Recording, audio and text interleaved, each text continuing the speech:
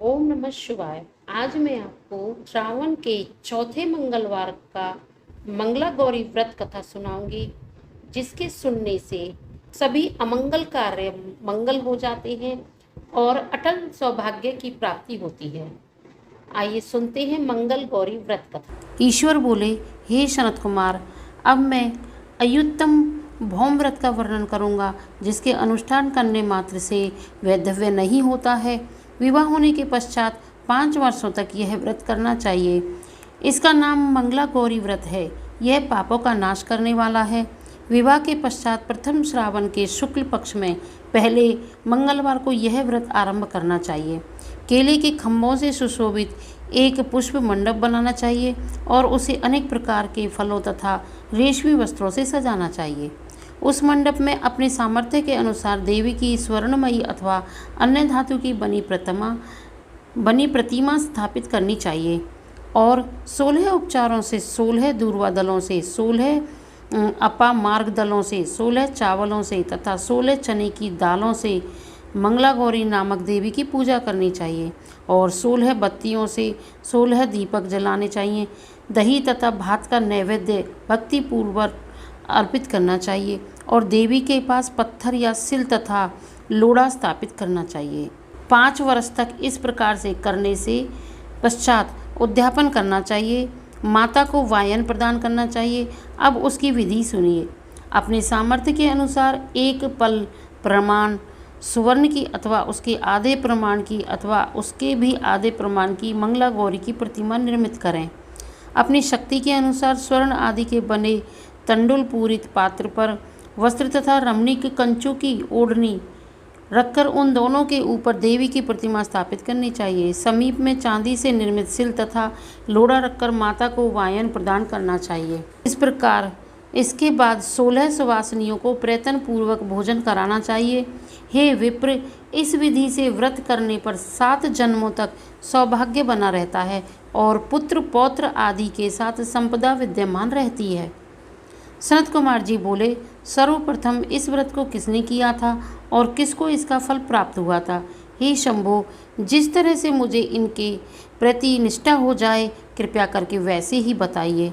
ईश्वर बोले, हे सनत कुमार, पूर्व काल में कुरुदेश में श्रुति कीर्ति नामक एक विद्वान कीर्तिशाली, शत्रुओं का नाश करने वाला, 64 कलाओं का ज्ञाता तथा धनुर्विद्या में कुशल राजा हुआ था।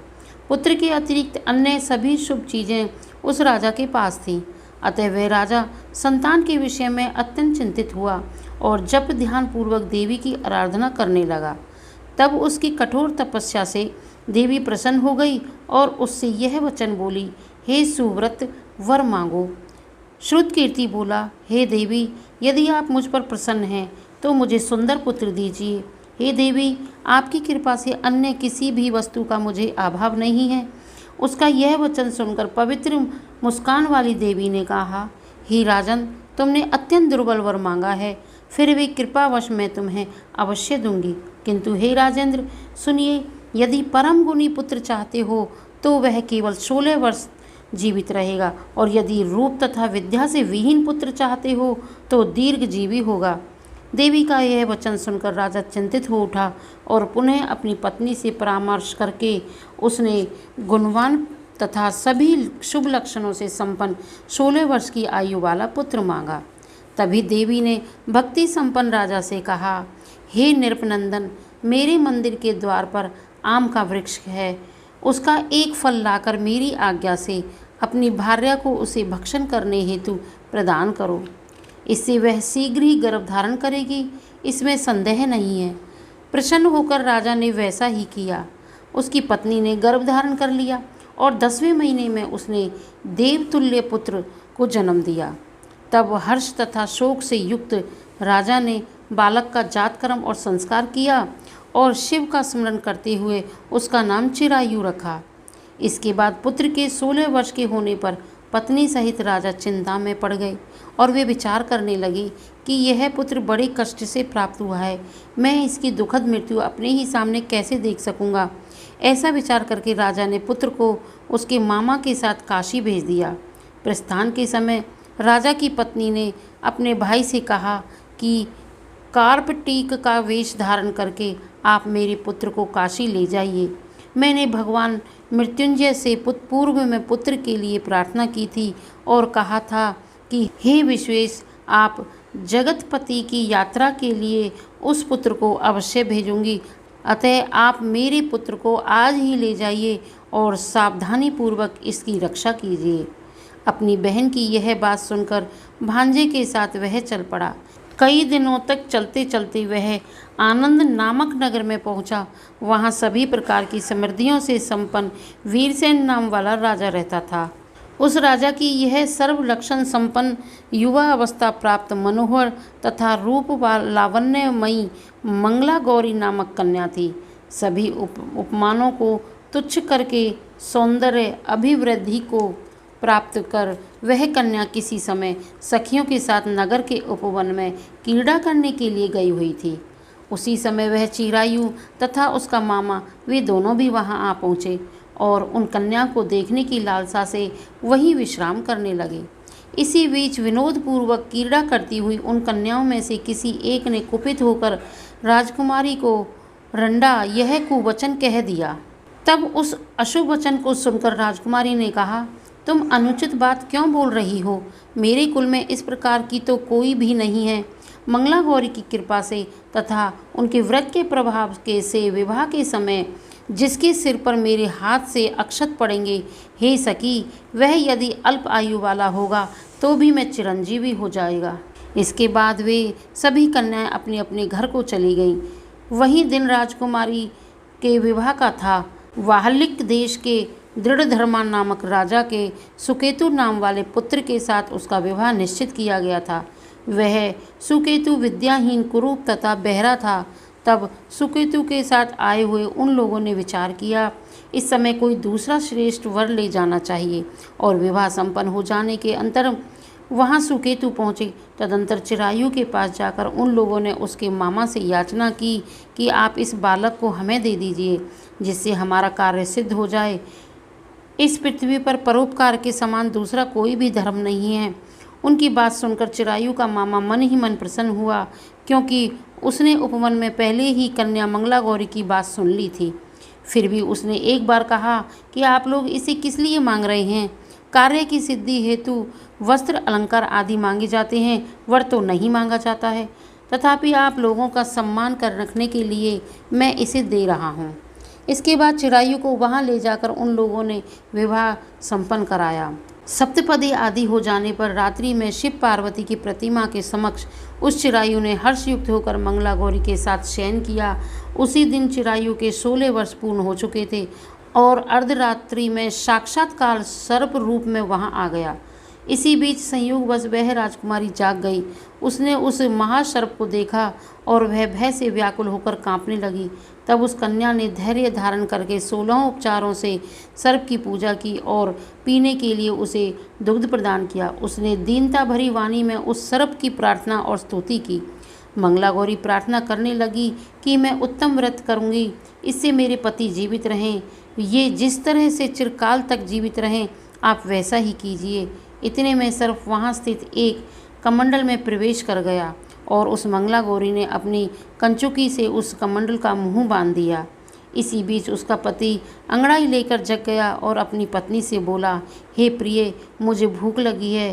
तब अपनी माता के पास जाकर वह खीर, लड्डू आदि ले आई और उसके द्वारा प्रदत्त भोज्य पदार्थ को उसने प्रसन्न होकर खाया।